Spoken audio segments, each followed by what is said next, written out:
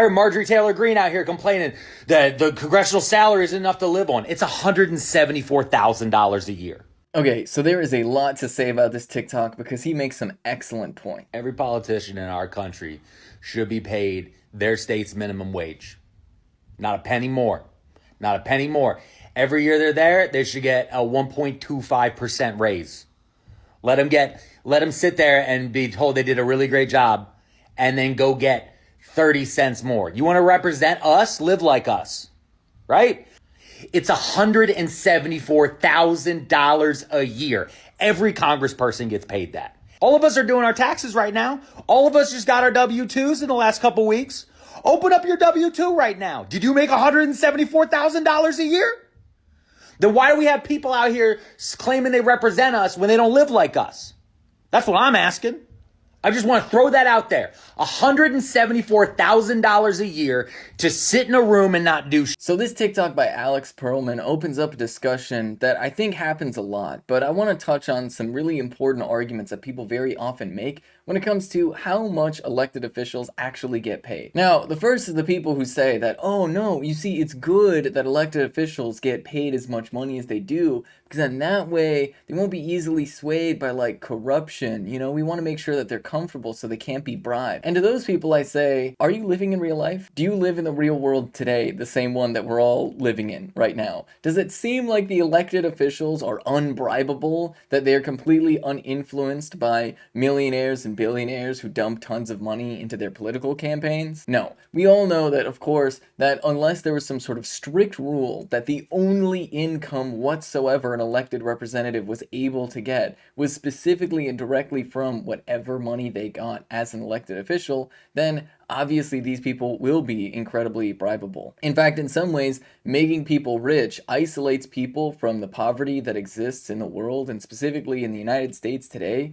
And that isolation actually causes people to be more selfish. They start to think that they deserve the wealth that they have because they earned it and worked super hard for it. Whereas working class people are struggling to make ends meet. But then there's the other school of thought, which is this idea of like, oh, well, what if they were making minimum wage? And then people come in and say, oh, you know, but if they're making minimum wage, then like they wouldn't be able to afford to like do their jobs, and they wouldn't be able to afford to live in Washington, D.C. They wouldn't be able to afford this, that, or the other thing. And like, that's the point.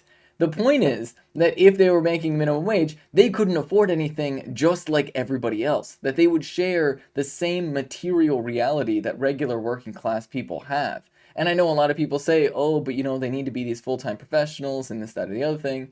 But the reality is, that's not even necessarily true. Because let's take a look at countries like Cuba. In Cuba, if you get elected, you are expected to keep your normal job. You, aside from being compensated for like the travel to go to legislative sessions, you are not actually compensated in Cuba for being an elected official.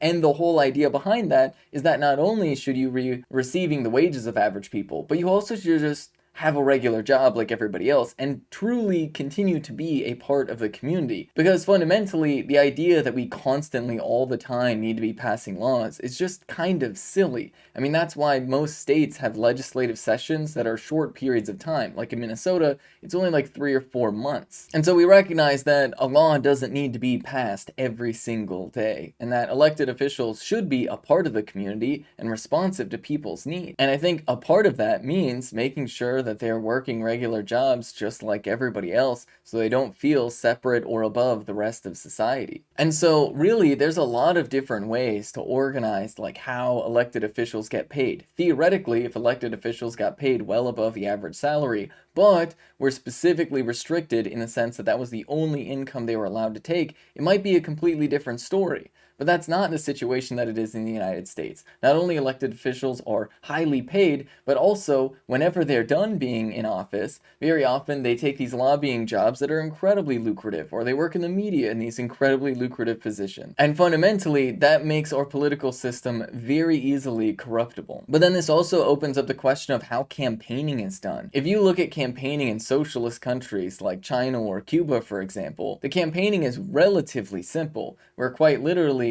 In China, it consists essentially of a resume and a cover letter explaining why you think you're a good representative and why you think you would do a good job. They're not actually allowed to like spend money on like campaign ads and things like that. And not only does that prevent their system from being as inflammatory as the United States' system is, but it also leads to people taking politics like a little bit more seriously. Politics all of a sudden is less of a game, it's less of a competition, and it's more of a collaborative effort of who is going to do a good job of representing the community. But as soon as you involve the private financing of campaigns, then everything turns into just advertisements and attack ads and this whole media frenzy. And that media frenzy invites conflict and controversy because spectacle really is the name of the game. So basically what we have in the United States is a system that is highly incentivized to orient itself towards the interests of capital and is specifically designed to prop up people who are more willing to engage in spectacle and conflict for its own sake, which means that not only are the elected officials we have disconnected from reality,